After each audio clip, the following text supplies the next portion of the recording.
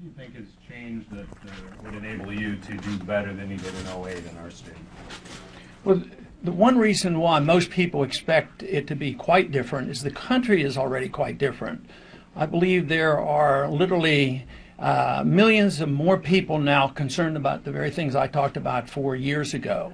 And they're concerned about the economy, and they're worried. The conditions are deteriorating.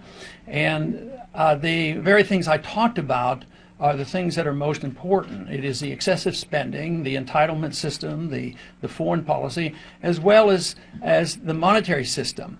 And the number of people who have become aware of this, I think, is growing tremendously, and they're evident around the country. So the anticipation, of course, would be that it will be a much more significant campaign if it comes to a campaign announcement when that comes about. What will make your decision between now and the end of the month? I mean, what do you... Well, I've been traveling a lot, and I go to a lot of universities, and they've actually been very encouraging to me. And the FEC has something to do with what we say and we do. And just recently, in the last couple of weeks, there was the announcement that there would be a debate in South Carolina.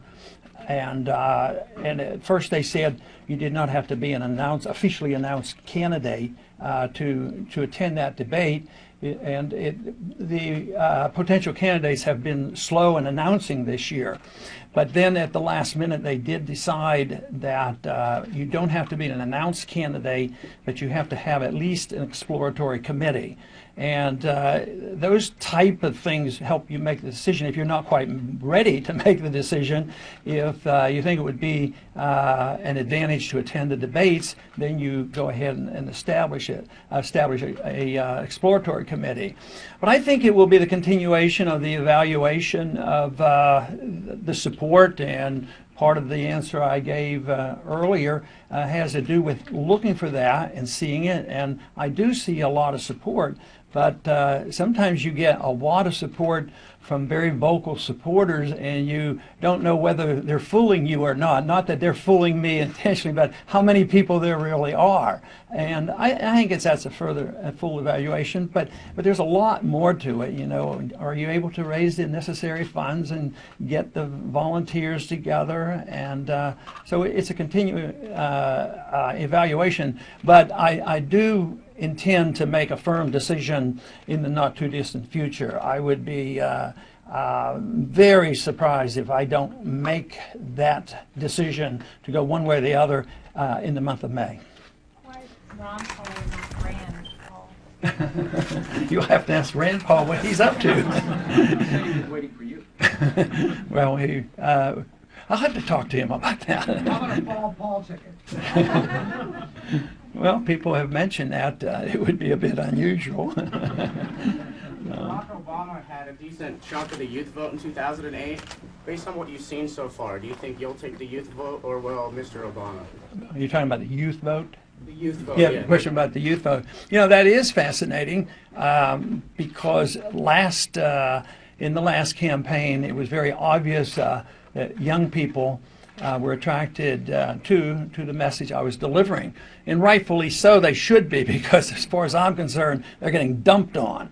A lot of problems. They're expected to pay a lot of taxes and not get a lot of remuneration backs, and difficulty getting jobs. And when this is explained to college kids especially, the response is very, very favorable.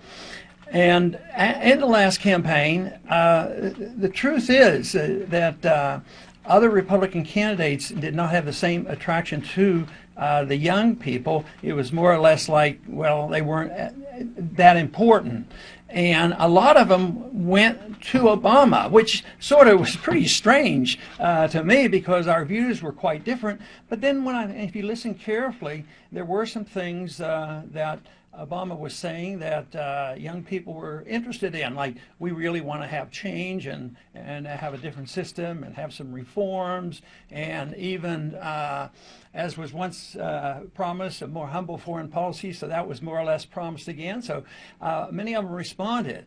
But I think there's a lot of disenchantment there right now, to tell you the truth. And I just don't think that the massive young people who young people generally lead a revolution. And I see what we have been trying to do for the last 5 years or more as an intellectual revolution, a change in ideas on foreign policy, a change in idea on monetary policy, a change in attitude about the entitlement system, and a change in an attitude about protecting personal liberties. And to me, it's a change in these ideas, and it is intellectual. I believe politicians so often reflect an intellectual climate, and that's where we're seeing tremendous interest in what we're doing.